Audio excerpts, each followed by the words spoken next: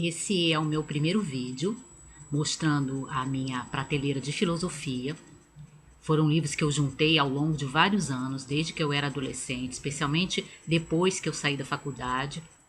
Atualmente eu não compro muitos, compro um ou outro, mas eu não me desfiz da maioria. Tem muitos que eu ainda considero relevantes, então eu guardei. Alguns, inclusive, são obras de fato fundamentais. E eu vou até ir mostrando e vocês vão perceber por quê. Tem esse aqui que eu comprei no sebo,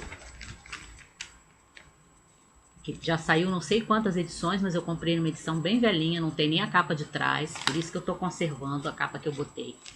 História da Filosofia, do Will Durant, que é muito bom. Qual a grande qualidade desse livro? Ele divide, não por períodos propriamente, mas por filósofos, né?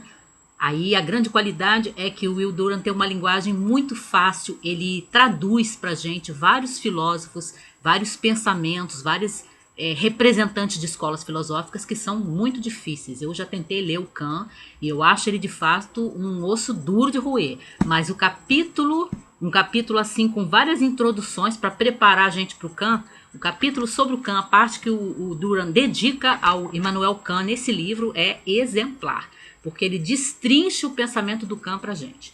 Então, tem essa grande qualidade. Tem uma linguagem que, de fato, traduz o filosofês, a linguagem filosófica, os termos filosóficos para nós, de cada um dos filósofos, né, que ele considera relevantes. O senão, aliás, está justamente nisso, que o autor considera relevante. Aí que vem o senão do livro. Embora ele tenha essas qualidades todas, eu recomendo. Ele escolhe alguns filósofos. Então, por exemplo, você não encontra aqui um Kierkegaard, que na minha opinião é subestimado, ainda precisa ser descoberto, esse grande filósofo dinamarquês do século XIX.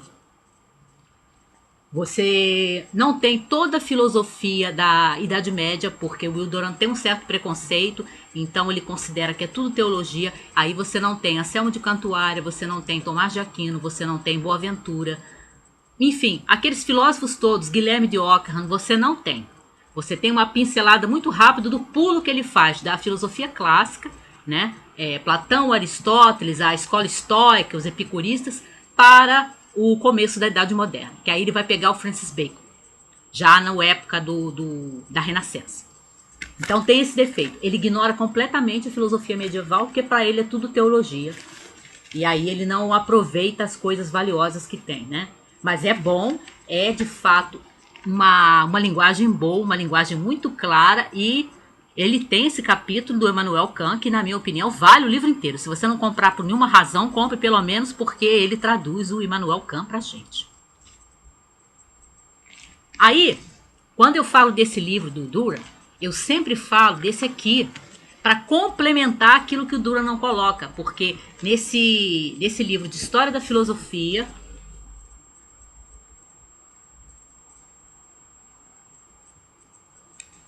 que é de dois professores, um brasileiro que complementa, que é lá do Paraná, Ulisses Castanhola, e do italiano Umberto Padovani, que é da Universidade de Pádua, História da Filosofia, que também é um clássico, já saiu uma porção de edições em português, essa é uma das mais antigas. Você tem toda a filosofia medieval, com os seus destaques, evidentemente. Você tem a filosofia da Idade Moderna, você tem alguns dos contemporâneos. E ele chega a dar uma pincelada, ainda na minha opinião seja bem falível, a alguns filósofos que eu considero relevantes, como é o caso do Søren Kierkegaard. Mas é bom, e esse aqui você tem ao lado, nas margens feitas pelos próprios autores, você tem os resuminhos. Ele vai fazendo, chamando os pontos principais daquilo que você está lendo dentro do texto. Nessas margens, o autor coloca, o Padovani e o Castanhola colocam aquilo que você deve levar em consideração, os pontos principais de cada um desses filósofos, de cada uma dessas escolas de pensamento filosófico. Muito bom, muito bom. Mas, evidentemente, também tem seus defeitos, né? Até porque ele é antigo, há uma filosofia da linguagem, as mais recentes, inclusive aqueles que são considerados não propriamente filósofos, mas que têm uma influência dentro da filosofia, né? Deleuze, Derrida, ou Derrida, não sei como é que se diz o nome do Jacques Derrida, que não estão aqui. Talvez nas novas edições que eu não tenho. Mas vale para complementar aquele do Durham. E aí, tem essas duas obras de referência. Dicionário Básico de Filosofia, dois autores brasileiros, o Wilton Japiaçu e o Danilo Marcondes. Muito bom, inclusive eu usei estes dias para ajudar meu sobrinho, que ele estava estudando. Ele está fazendo serviço social e aí tem algumas disciplinas que pedem algumas coisas de filosofia e ajudou. Já tem uma edição nova, a 4ª edição, revista e ampliada, que tem na biblioteca em que eu trabalho. Essa aqui é a primeira edição que saiu, em 1989 e 1990. Mas é muito bom, apesar dele ser fininho, ele é muito bom e tem sido útil para mim e para outras pessoas. E tem esse outro dicionário aqui que é mais específico. É de uma das disciplinas, um dos ramos mais importantes da filosofia, que é Dicionário de Ética. Esse é bem atualizado, é bem recente. Eu comprei ele em 2006. Do Stanley J. Granz e o J.T. Smith. O J.T. Smith eu não conheço, mas o Stanley Granz é um pensador canadense. Ele tem formação na área de filosofia, na área de teologia, e é um dos autores, assim, pensadores cristãos que eu mais respeito, porque ele consegue fazer plenamente essa conexão de mundo secular com o mundo religioso. Inclusive, ele tem uma obra muito interessante, Pós-Modernismo, em que ele faz até uma conexão de seriados de televisão com a filosofia, que é bem interessante, que ele pega Star Trek, a nova geração, e faz essa ligação de Star Trek, a nova geração, com o pensamento filosófico. Então, eu sou apaixonada pelo Granz, eu tenho um grande respeito por ele, e esse livro também é muito bom e bem atual. Você tem os verbetes aqui, desigualdade, desobediência civil, determinismo, dever, isso na letra D, né? Aí você chega no F, você tem, ó, genética, engenharia genética, que é uma coisa mais recente, né? Bem atual. Genocídio, guerra, guerra biológica, guerra nuclear. Muito bom mesmo. As definições dos verbetes não são tão pequenininhas, apesar do livro ser compacto. É bem legal e né, talvez ele até consiga ser compacto, porque ele se detém num ramo da filosofia, que é a ética. E aí, para finalizar, eu tenho mais coisas para mostrar, mas o vídeo vai ficar muito longo. Tem muitas coisas para mostrar ainda, mas eu tinha separado 10, não vai dar para mostrar os 10 aqui. Esse Filosofia Básica, que é tipo uma introdução à filosofia. Você não vai ter uma história da filosofia aqui, você vai ter de fato uma introdução a alguns dos ramos da filosofia. Embora ele diga filosofia básica, não diga introdução à filosofia, quando você examina o conteúdo sumário do livro, aqui que ele chama de índice, incorretamente, mas tem gente que coloca índice ao invés de sumário, é isso que se trata. Tem a definição de filosofia, aí vem a questão do saber, né? Que na verdade não deixa de ser um ramo da filosofia, que é a epistemologia ou gnoseologia, dependendo do autor que você consulta. O desenvolvimento, que aí tem umas pinceladas dentro da história, mas ele também pinça mesmo, ele pega alguns autores, ele não faz aquela história da filosofia extensa, alguns que ele considera os grandes pensadores. Aí vem a filosofia do século XX, filosofia política, e no final estética. É bom, só que quando você examina o capítulo de filosofia política, você vê que o viés político desse autor é muito forte, e ele é um autor de esquerda, ele dedica várias páginas para falar de Marx, para falar de Engels e para falar de Lenin. Então, ele tem uma visão já comprometida, porque aí quando você chega por exemplo, no existencialismo, você tem praticamente 1,5 páginas. E aí você tem, umas 20 páginas ou 18 páginas para falar da filosofia política segundo Marx, segundo Lenin.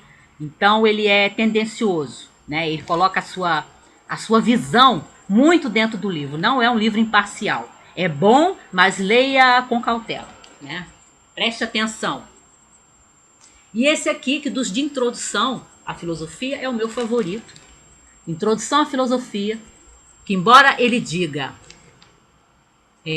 uma perspectiva cristã, ele faz a exposição de fato dos ramos da filosofia, começa definindo filosofia como aquele ali, e depois você tem nos conteúdos disciplinas da filosofia, que aí ele enumera e define epistemologia, ética, estética, filosofia política, filosofia da ciência.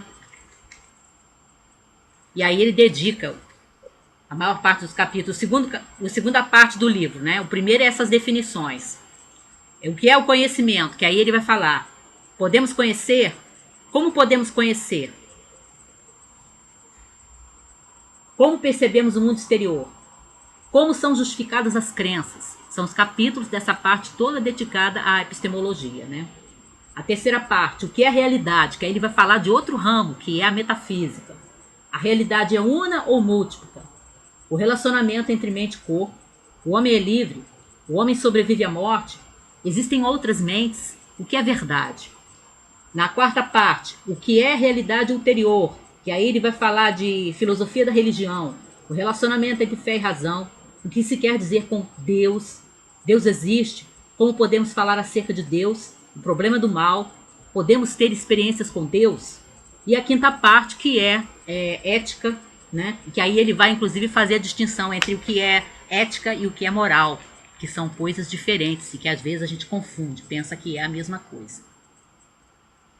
Esse é muito bom, são dois autores, o Norman J. Geisler e o Paul D. Feinberg, e que apesar de serem autores cristãos, eles não deixam de analisar cada pensamento, inclusive quando eles falam sobre a estética, que é uma área muito pouco estudada, eles dizem justamente isso. É uma área primorosa essa questão da estética, da teoria do valor, de como avaliar obras de arte, como entender, né? E aí chegar a uma conclusão se aquela pintura é boa, se aquele romance é bom ou não, por quê.